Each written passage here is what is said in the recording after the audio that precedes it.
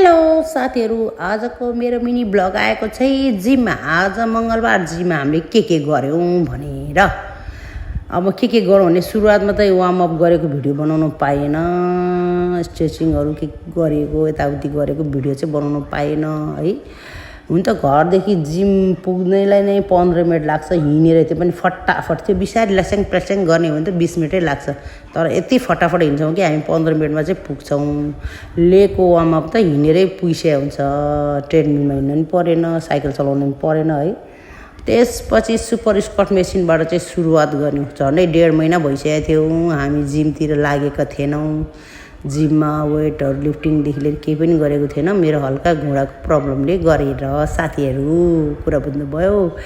अनि leg press, leg cut, hamstring cut सब हान्यौँ कि डम्बेलले पनि गऱ्यौँ है। लास्टमा त्यो भिडियोहरू कटेछ कि साथीहरू, कटेछ।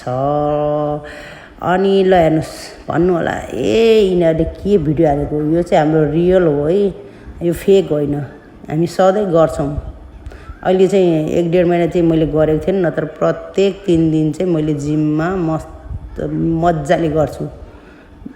3 दिन 4 दिन चाहिँ मैले गरेकै हुन्छु जिममा। त्यसपछि जुम्बा कार्डियो गर्छु 2-3 दिन चाहिँ। 3 दिन चाहिँ जिम गर्छु, 3 दिन चाहिँ जुम्बा कार्डियो गर्छु। हेर्नुहोस् साथीहरू, उमेरले छेक्दैन एक्सर्साइज गर्नलाई। यसमध्ये हामी 2 जना चाहिँ 50 कटेकै हौँ है।